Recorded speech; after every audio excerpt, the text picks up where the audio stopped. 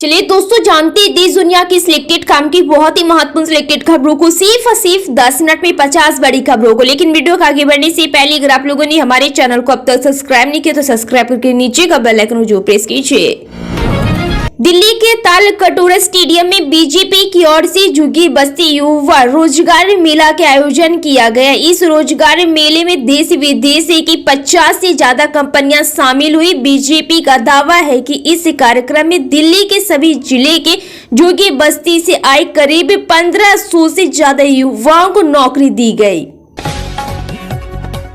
बिहार में चुनाव के लिए भले ही करीब 10 महीने का वक्त बचा, लेकिन मुख्यमंत्री नीतीश कुमार के एक पोस्टर ने बिहार का सियासी तापमान इतना बढ़ा दिया है कि इसकी आंच बीजेपी के आला कमान तक पहुंचती हुई नजर आ रही है। बिहार में बहार है, नीतीश कुमार के बाद जेडीयू का नारा दिया है। जब बात बिहार की हो, नाम सिर्फ नीतीश कुमार का हो। इस नारे के बाद कहा जाने लगा है कि नीतीश कुमार ने इस पोस्टर के जरिए बीजेपी आला कमान के सामने अपनी मंशा जाहिर कर दी है।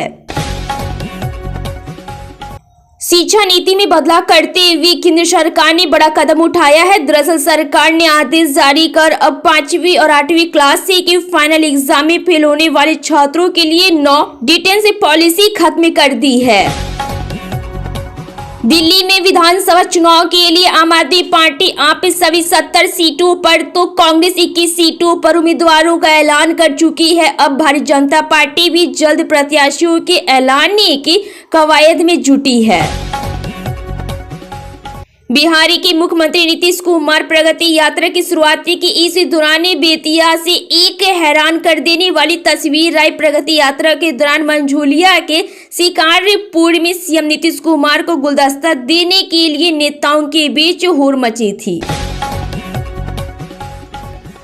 कांग्रेस ने आरोप लगाया है कि प्रधानमंत्री नरेंद्र मोदी ने रोजगार बांटने का इवेंट मैनेजमेंट स्टार्ट किया है, जो हर साल 2 करोड़ नौकरियां देने के वादे को छुपाने के लिए लिपापोती करने का प्रयास है। छत्तीसगढ़ के रायपुर में कांग्रेस कार्यकर्ताओं की ओर से जमकर विरोध प्रदर्शन किया गया। संसद में बीआर अम्बेडकर पर केंद्रीय गृह मंत्री अमित शाह की टिप्पणी के खिलाफ कांग्रेस कार्यकर्ताओं ने प्रदर्शन किया। युवा कांग्रेस कार्यकर्ताओं की भीड़ को तितर बितर करने के लिए पुलिस को पानी की बौछार का इस्तेमाल करना पड़ा।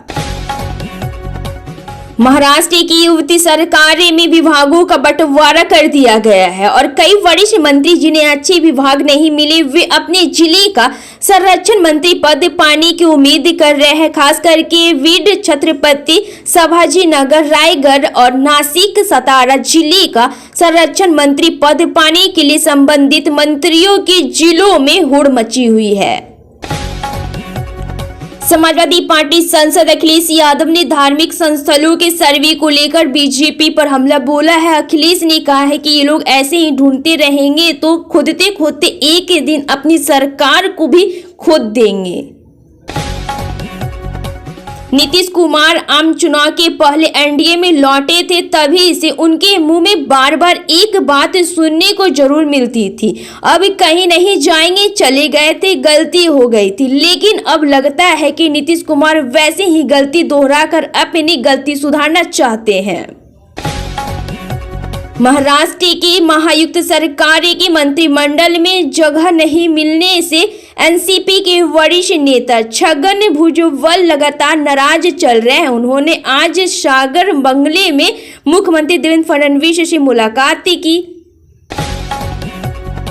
भाजपा के केंद्रीय कार्यालय में बिहार के मुख्यमंत्री और वरिष्ठ भाजपा नेता सम्राट चौधरी ने आम आदमी पार्टी आप सरकार पर जोरदार निशाना साधा। वहीं दिल्ली के पूर्व सीएम अरविंद केजरीवाल की कड़ी आलोचना की। दिल्ली में अगले साल होने वाले विधानसभा चुनावों के लिए आम आदमी पार्टी आप ने सत्ता विरोधी लहर को मात देने के लिए 70 निर्वाचन क्षेत्रों में कई नए चेहरे उतारे हैं। आप ने 70 में से 7 विधानसभा सीटों पर मौजूदा पार्षद को टिकट दिया है। दिल्ली विधानसभा चुनाव के लिए चुनाव कार्यक्रम का अभी ऐलान नहीं हुआ है, लेकिन राजनीतिक दलों ने अपनी तैयारियां तेज कर दी है। सत्ताधारी आम आदमी पार्टी के केंद्र शासित प्रदेश की सभी 70 सीटों के लिए उम्मीदवारों के नाम का ऐलान कर दिया है। बिहार विधानसभा में प्रतिपक्ष के नेता एवं पूर्व उप मुख्यमंत्री तेजस्वी यादव ने कहा कि यदि प्रदेश में राष्ट्रीय जनता दल आरजेडी की सरकार बनती है तो महिलाओं को आर्थिक न्याय मिलेगा। लोकसभा में विपक्ष के नेता राहुल गांधी ने महाराष्ट्र के परभनी का दौरा किया। राहुल गांधी इस दौरान इसी महीने हुई हिंसा में मारे गए 2 लोगों के परिजनों से मुलाकात की। दिल्ली में वापसी की संभावनाएं तलाश रही कांग्रेस पार्टी को अंबेडकर विवाद में अपना फायदा दिखाई दे रहा है। पार्टी का मानना है कि यदि अंबेडकर विवाद पर आम आदमी पार्टी और भाजपा को घेरा जा सके तो दलित समुदाय का मतदाता उनके साथ आ सकता है। यदि ऐसा होता है तो पार्टी को दिल्ली की 37 सीटों का फायदा हो सकता है। ऐसे में दिल्ली विधानसभा की कई सीटें जीतने में तब्दील की जा सकती है।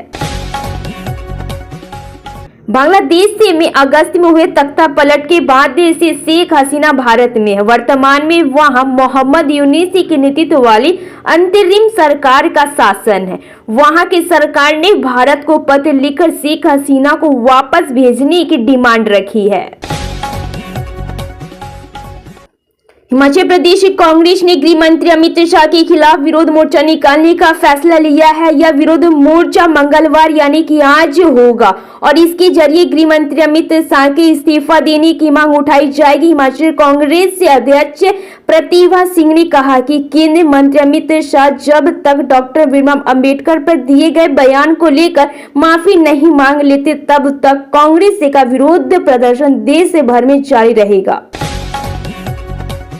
बिहार बीजेपी कोर ग्रुप की एक महत्वपूर्ण बैठक हुई। इसमें आगामी विधानसभा चुनाव 2025 को लेकर संगठनात्मक रणनीति पर चर्चा की गई। बीजेपी की प्रदेश अध्यक्ष दिलीप जायसवाल ने बताया, बैठक के दौरान स्पष्ट किया गया है कि बिहार में आगामी विधानसभा चुनाव मुख्यमंत्री नीतीश कुमार और प्रधानमंत्री नरेंद्र मोदी के डबल इंजन नेतृत्व में लड़ा जाएगा। कोर कमेटी में एक मत से निर्णय लिया कि नीतीश कुमार का सशक्त नेतृत्व ही आगामी चुनाव में एनडीए का चेहरा होंगे। विदेश मंत्री जयशंकर 24 से 29 दिसंबर तक अमेरिका के दौरे पर रहेंगे। डोनाल्ड ट्रंप के राष्ट्रपति चुनाव जीतने के बाद भारत की ओर से यह अमेरिका की पहली उच्च स्तरीय यात्रा होगी। 6 दिवसीय यात्रा में विदेश मंत्री जयशंकर अमेरिका में अपने समकक्षों से मिलेंगे। कांग्रेस ने बाबा साहेब डॉक्टर भीमराव अंबेडकर को लेकर केंद्रीय गृह मंत्री अमित शाह को घेरने की कोशिश तेज कर दी है। कांग्रेस ने देशव्यापी कार्यक्रम तैयार किया है जिसके तहत शहरों से लेकर जिला मुख्यालय में कांग्रेस के संसद नेता और कार्यकर्ता अमित शाह के माफी और इस्तीफे की मांग करेंगे। अब पार्टी ने 26 जनवरी 2025 तक अलग अलग कार्यक्रमों के जरिए इस हमले को तेज करने की नई रणनीति तैयार कर ली है। इसके तहत पार्टी देश में हर जिले के कलेक्टेड ऑफिस की ओर मोर्चा निकालेगी। इसके अलावा पार्टी एक विशाल रैली भी आयोजित करेगी। कांग्रेस मंगलवार यानी कि आज ओडिशा के सभी जिलों में विरोध प्रदर्शन करेगी और राज्यसभा में एक चर्चा के दौरान बी.आर. अम्बेडकर पर की गई टिप्पणी के लिए केंद्रीय गृह मंत्री अमित शाह के इस्तीफे की मांग करेगी। उप मुख्यमंत्री सम्राट चौधरी ने दिल्ली स्थित भाजपा के राष्ट्रीय कार्यालय में प्रेस वार्ता को संबोधित किया। इस दौरान कहा कि बिहार विधानसभा चुनाव में शीर्ष नेतृत्व को लेकर बड़ा ऐलान किया। उन्होंने कहा कि अगला चुनाव मुख्यमंत्री नीतीश कुमार के नेतृत्व में लड़ा जाएगा, इसको लेकर कहीं कोई भ्रम नहीं है। इसके साथ ही उन्होंने दिल्ली के पूर्व मुख्यमंत्री अरविंद केजरीवाल पर भी निशाना साधा। दिल्ली विधानसभा चुनाव में इस बार बीजेपी अरविंद केजरीवाल के खिलाफ किसी बड़े नेता को उतारने की तैयारी में है। कयास लगाए जा रहे हैं कि इस बार बीजेपी पूर्व सांसद प्रवेश वर्मा को मैदान में उतार सकती है। इस बार बीजेपी नई दिल्ली सीट पर कोई कसर नहीं छोड़ना चाहती है।